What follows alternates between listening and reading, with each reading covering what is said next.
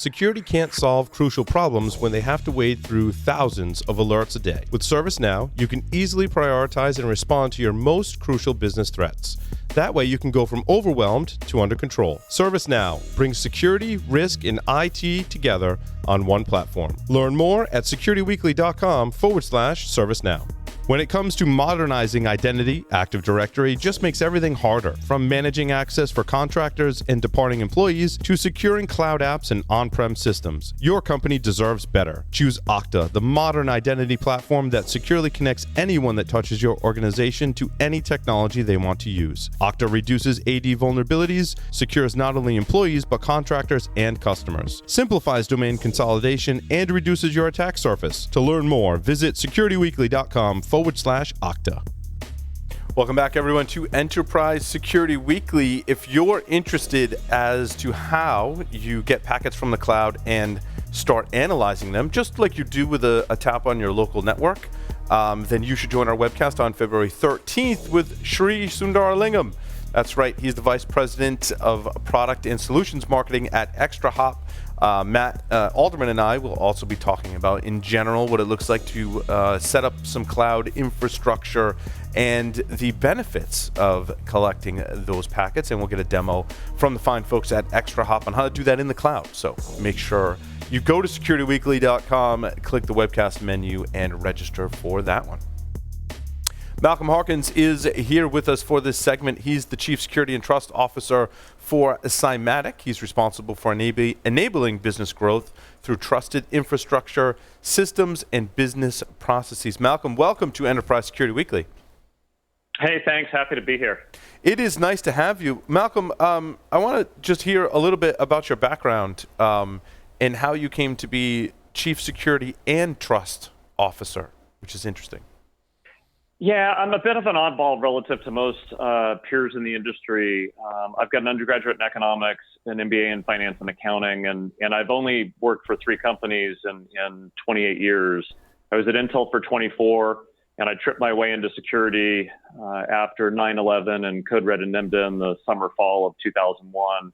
And then I eventually pulled together all the risk, security controls, and compliance items and became worldwide Chief Security and Privacy Officer, overseeing everything from corporate emergency management, all the IT stuff, but also the product security and privacy aspects of Intel's businesses. And then I left Intel almost 5 years ago, and I joined Cylance Corporation as Chief Security and Trust Officer. And then BlackBerry acquired Cylance back almost a year ago. And then going into Black Hat, I joined Cymatic, an early stage web application security defense company, as their Chief Security and Trust Officer. And I've kind of evolved into those roles because security is about trust and privacy is about trust, both with your employees, your shareholders, your customers, but it's even more important in a security company because I also have seen and have experienced where security companies haven't, let's say, been trustworthy in some of their approaches with not only how they manage data, but sometimes the shoddiness of the security solutions that they're peddling. Well, yeah, and it's interesting that data privacy also ties into product security, which also has this unique intersection with ethics and values and the economics of it all. I think we were comparing some of our discussions we're going to have on this segment with Ford and their decision, right? We've used this as an example in the past where they evaluate the risk, and I'm sure they didn't want people to die. Lee Iacocca, right, was the CEO at the time. I'm sure they didn't want people to die, but they do the risk decision and say, we're better off just paying the lawsuits than we are to issue a recall because it's cheaper, right? I think there's some parallels that tie certainly into product security of products that aren't intended to be more functional than an actual security product, but also with security products as well. Yeah, completely agree with you. And, the interesting part about that, I've always looked at my role to some extent of being a choice architect. I'm architecting choices for the business. Some of those choices I get to make, some of them the CIO does, some of them business unit general manager, CEO, board. But when you look back at, the Ford Pinto and that example, and again, I don't believe they were trying to kill people, but they framed the risk in one of profit and loss. not in terms of the human impact, the societal impact. And I think we tend to do the same thing today when business unit leaders and general managers, and even sometimes the security teams, are evaluating a security risk, they're evaluating a privacy risk. They look at it and go, what's the risk to me as a company? What's the financial impact to me? Rather than going and saying, what are the implications of a potential issue to my customers? What are then the potential implications perhaps to society at large? Because the pervasiveness of the potential issue. I mean, the World Economic Forum was just a week or so ago, and for the past 5 or 6 years now, they've been listing cyber risk in the top 5 risks for the world, up with income disparity, climate change, aging population. So we have to start framing these issues differently to drive a different decision-making framework. Agreed. When we're looking at product security, how much of the responsibility for the safety of it falls on the software manufacturer? How much falls on the person implementing it? How much falls on maybe the user? Maybe those are 3 different personas in that, where you have to evaluate if there is some type of negligence, right? Whose responsibility is it if, you know, an IV pump fails, right? Yeah, it's a great question. I think at the base level, you certainly have the creator of the technology, and they have to have a level of accountability. Now, with any risk, right, we can't eliminate risk, right? There's no risk-free anything, physically, logically, in the financial market. So we have to accept the fact that you can't eliminate risk. Now, having said that, though, you have to look at it in the creation of the technology. Is the creator of that technology having the right processes, procedures, and mechanisms to minimize vulnerability and the potential for harm? And if they do, and they've done a good job of that, then you go, okay, you can't eliminate risk. Then you have to go to the person who's running it, and you go, now what's their responsibility in running it to recognize risk issues and provide an appropriate level of mitigation. Right. Now, when I get to the user side of it, I look at it and I go, if a user clicks on something, they plug something in, and something bad happens, that's a technology failure. That's not the user failure. I mean, I was listening to your last broadcast, and the phishing and the vulnerability management and stuff like that. I mean, if a user's using computing to do what it was intended to do and something bad happens, again, that's a technology failure. If a user shares their password, or does something where they're talking, in a public setting about something sensitive and stuff like that, that's a user issue. Right. But by and large, if malicious code executes, their identity gets stolen, something bad happens, the WAF fails, whatever, that's a technology failure. Yeah, it's interesting in the context of IoT. You can tell the users, hey, you need to change this default password, right? Whether you enforce that or not, right? That's still on the user to protect their credentials. But where the FTC has gotten involved with certain cases, I actually wish there was a few more, to be honest with you, but they have gotten involved and said, look, like, you're putting it out there's a backdoor account on your systems. Therefore, you need to show, like you were saying before, a process that you're actually trying to fix some of these issues, right? Otherwise, we've got all these IoT manufacturers that are just throwing stuff out there, and who cares what the security is? FTC has stepped in and said, no, you need to have some processes to make sure, and a lot of them adopted bug bounty programs, right? Yeah, you're exactly right. A couple of years ago, I testified before the U.S. Senate Commerce and Technology Committee on the promise and perils of emerging technology. And it really is, there is a lot of promise in this stuff, but again, if it's done the wrong way, it creates a lot of peril. Senator Markey had proposed a bill shortly thereafter, the Cybersecurity Shield Act, to basically provide almost the equivalent of the Energy Star ratings on technology products to help consumers better figure out the equivalent crash rating, right, or Energy Star rating, and then create, in essence, the economic motivation for companies to do a better job on it. Now, to your point on a default password, I'd still say that's a design issue. I agree. Why have you implemented it in a way that then doesn't force the user to make those choices up front, and then allows them to default still to the default password. Right. To That's save a design money. issue. You got to guide the user, right? Yeah.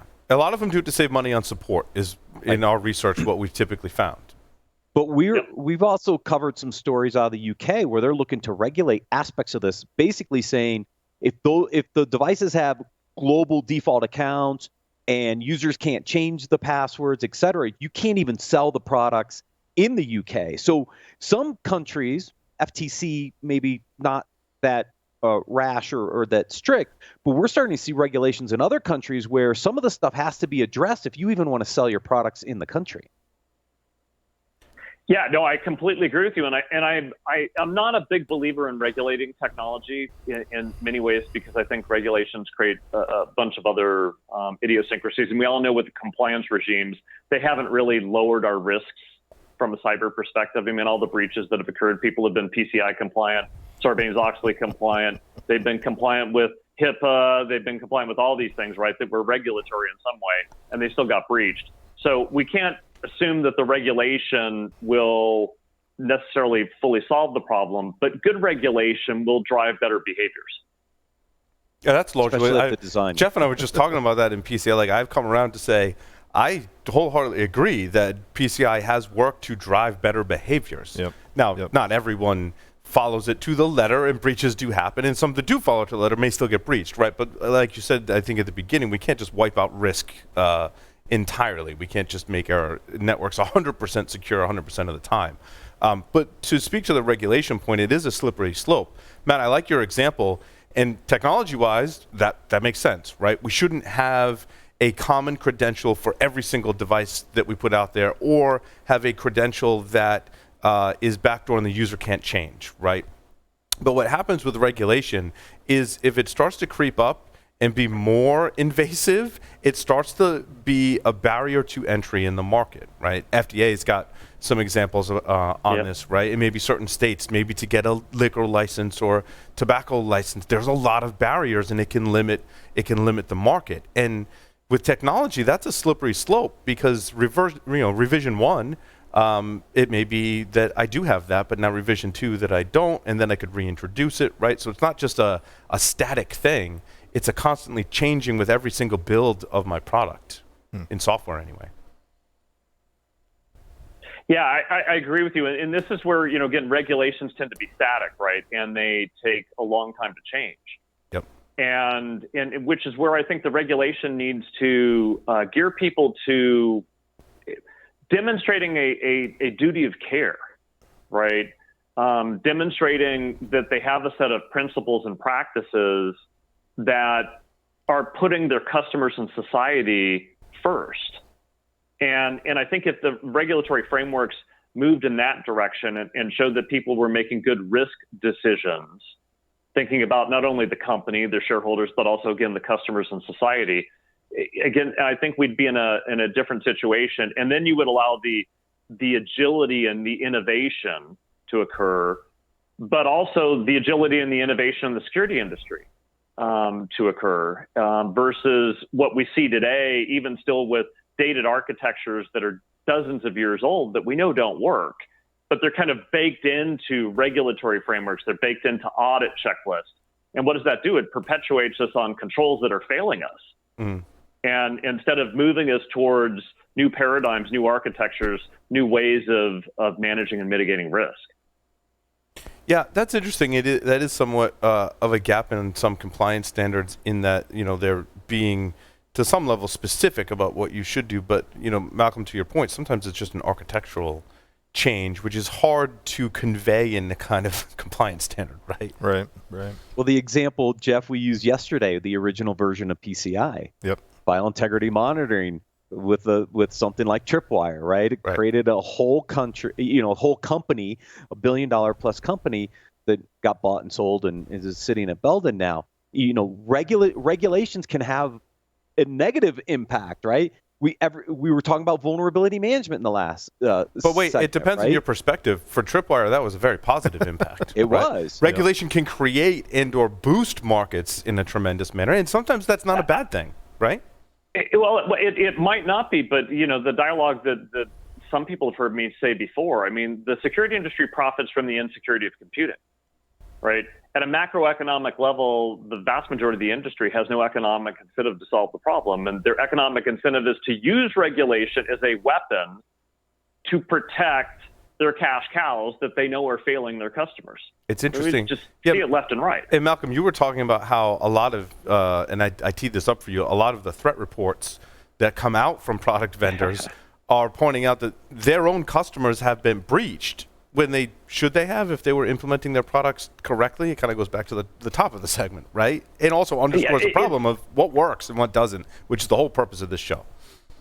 Yeah, it's amazing. It's always baffled me that some of the security industry will publish a report, as we were chatting, right? This threat, bots, malware, ransomware, and stuff like that, and they'll have all of this threat report talking it growing exponentially, and yet they own the substantial portion of the market, which basically says their customers are getting breached. I mean, I don't care if it's the AV industry, the web application firewall industry, you name it, the identity industry. They'll publish a report and they'll have substantial market share. And, when you look at the report and you tease it out, they're basically using their own failures to market selling more crap that didn't work previously. Right. And we still buy it, which baffles me. Still buy it. And we buy it because it's embedded in a compliance regulation somewhere that says you must scan your network quarterly and resolve all critical vulnerabilities. The regulations do it to us sometimes. Yeah, no, you're exactly right. So think of the Equifax breach, right? I'm one of those data mongers, right? So I've read the House Oversight Committee, couple 100-page reports on the OPM breach as well as the Equifax breach. In the Equifax breach, in that 100+ pages, they actually call out the vulnerability scanning tool and the vendor that they ran it multiple times across thousands of instances, and it didn't spot the vulnerability in that external web application. And where did that vendor get accountability for that failure?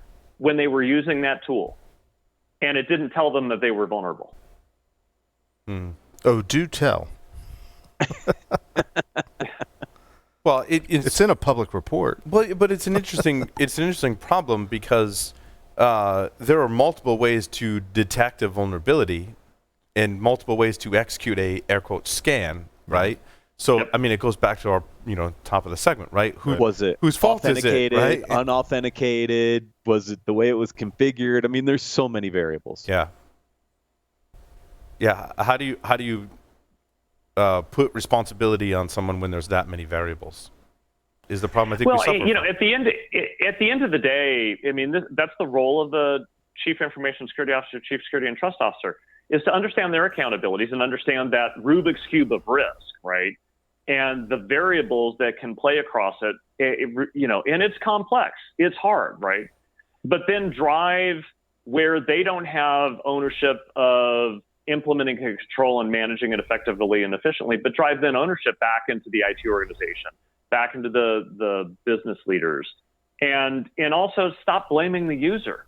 I mean, so many of my peers just whine, the business didn't do this, IT didn't do that, the user's the problem. I'm like, take ownership, take accountability. But that's also part of our problem. A lot of security officers deflect accountability. They just go, I'm an advisor to the business, and the business makes the decisions. And frankly, I think that's a load of crap. If you're an executive, own it.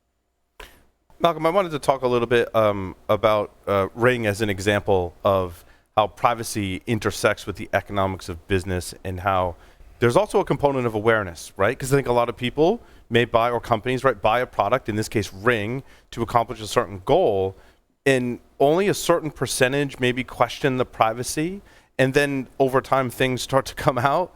And, now do you use these products? Have they lost all trust? And how does that play into our discussion of the response? Where's the responsibility fall? How much can Ring control the privacy of that product, for example?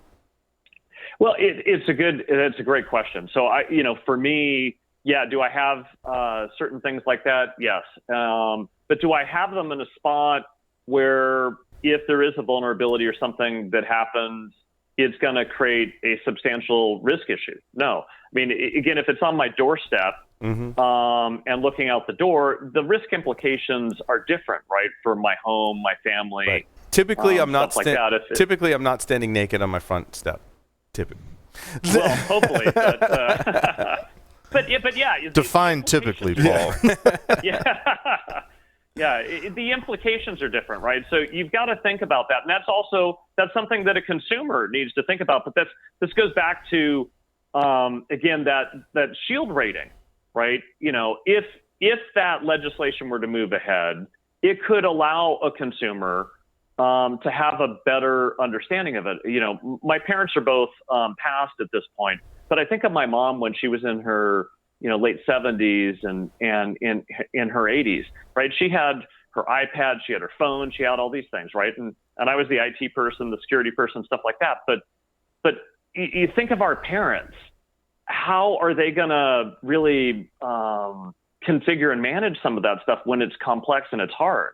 We've got to make these things easier for people to understand the do's and don'ts and have the settings that enable them to use them securely. Right. Yeah, and it's interesting, when we look at security product vendors, that typically you have some control over what data that you share. Even better, like in a lot of products, Windows included, it says, do you want to send this crash dump? Do you want to share that, right? Now, I always say no, because I'm like, I don't know if there's stuff in there that could be, private information in a privacy violation, right? But I have the option. When we go to companies like Amazon, right, with their Alexa platform, or Ring, and there are humans, both at the security product companies and these other companies, that may need to have access to that data.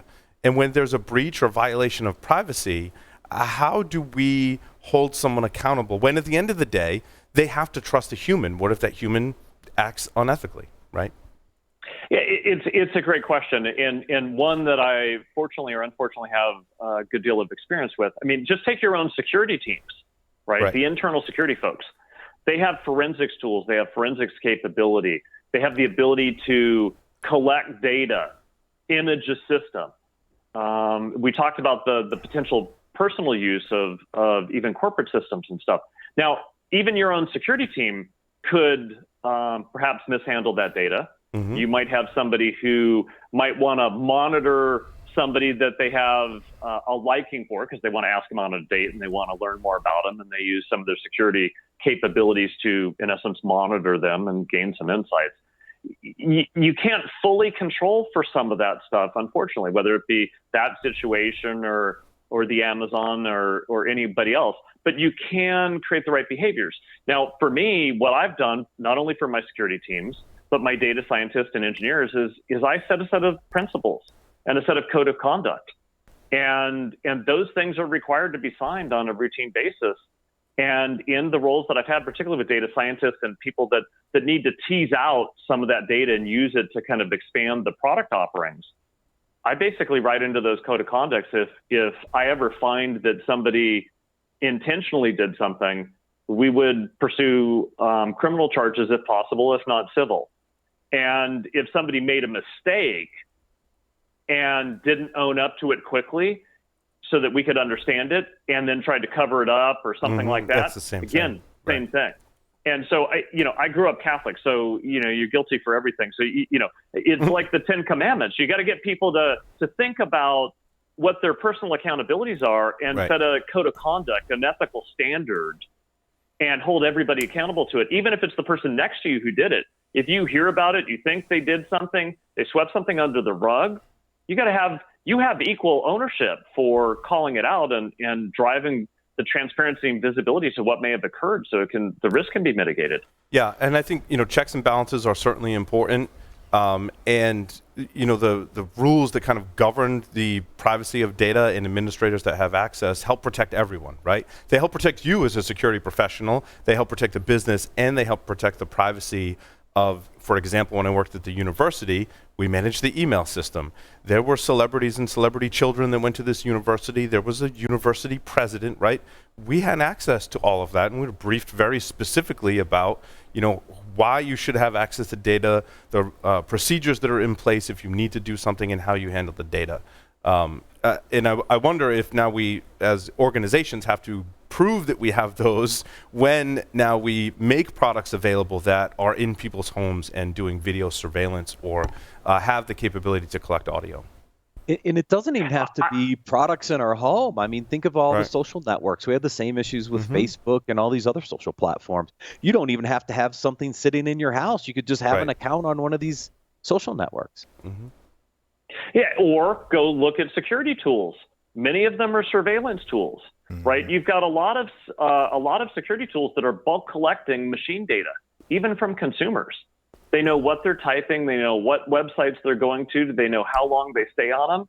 And they're bulk collecting that information for threat and intelligence purposes, and humans are playing with it. And then in many cases, they're also sharing some of that information out on things like VirusTotal or other things, again, sometimes for valid purposes, but we've seen, and I've seen, where security companies have mishandled that data and exposed customers' personal information as well as intellectual property, because under the guise of security, and they had no code of conduct standard, they had no monitoring for what they were doing. They were just focused security first and not really, again, thinking about the full data protection responsibilities they had. Yeah, and it's interesting. Sometimes that's on purpose. Sometimes it's on accident, right? Sometimes they're anonymizing the data, but with some other data points, it can be very easily de-anonymized. So, absolutely, Malcolm, what is the topic of your talk at InfoSec World? The topic of my that I'm going to be talking about is people at the perimeter, and it's not a user bashing session. It's about how every aspect of people, the creators of the technology that we're talking about, the users of technology, the implementers of technology, as well as the decision makers, and how we can sometimes misperceive risk and create bigger problems, sometimes unintentionally, and really discuss how do we frame risk? How do we design for that human element? How do we design for making better business choices around risk? And hopefully I'll be able to share my perspectives for the couple decades I've been in this area, and sometimes made mistakes on how I've approached that people problem, and sometimes how I've had successes in it. How is that different, or how has that evolved from, and I don't know when the phrase started, but the concept of idiot proofing, applications and products? Because isn't that essentially what we're talking about? Yeah, to some extent, I think it is. But again, you could idiot proof a product, but you could still have an idiot as a decision maker, right? Lee Iacocca and the Ford team shipping a Pinto for several years, right, versus framing the issue in a way recognizing the human risk that they were putting in place. I drove one of those Pintos, that's a big part by the of way. it.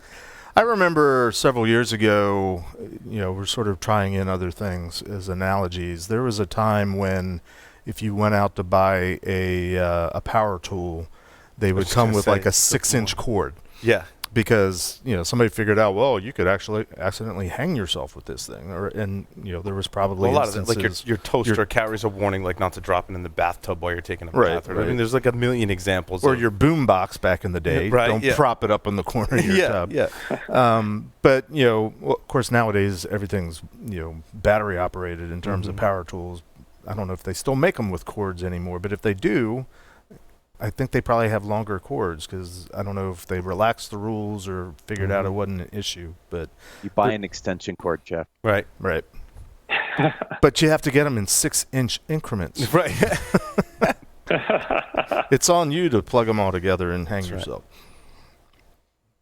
I don't know where you're going with that, but well, I'm just making the observation that sometimes in the attempt to idiot-proof things, I think we go a little bit overboard. And maybe maybe that's a good thing. I don't know. No, I think you're totally right. I mean, you go buy a lawnmower, right? And you've got the warning labels. Don't pick it up and use it as a hedge trimmer. And I'm like, okay, really? I've got warning labels on my ladder that you think are completely obvious, right? Of things that you should or shouldn't do with the ladder. But also, some of that. Also, safety mechanisms. Raise your hand, admit it. How often do you stand on that step on your step ladder that's labeled "Don't stand on this step"? But you got to get that. You got to reach that thing that you're trying to do. I guess if there's a corollary here, it's two things. One, you can sort of overthink the idiot proofing concept. Right. But on the flip side, the buying public, the consumer, has I think by now an expectation that what they use has been put through the thought process, the development process of building something that's secure or safe, which isn't always the case in our context. Right. Potentially, but you have to balance usability with safety. Malcolm, closing thoughts. Well, it's interesting. You're balancing usability with safety. When you balance things, one's going up, one's going down, right? Or you balance security versus privacy. Again, going to framing, that's the wrong framing, because you're saying one has to go up and one has to go down. If you look at it like a calculus equation, it's more of an optimization. How do I design for both? And then when I get to that spot that I have to make a tough decision, I figure out how to balance. But if you start from balancing, you're framing the design and architecture wrong from the beginning. And the other closing thought on this, whether it be ethics, security, decision-making, the industry clings to so many things that we know are not working. And I have a view we shouldn't cling to a mistake just because we spent a lot of time making it. And we spent a lot of time making the mistakes that we've got. And frankly, we got to take our head out of our ass and do a better job. Well, Malcolm, thank you so much for appearing on Enterprise Security Weekly. We are looking forward to seeing you at InfoSec World this year. Great. Thank you, guys. With that, we'll take a short break and come back with Wilson Batista. Stay tuned.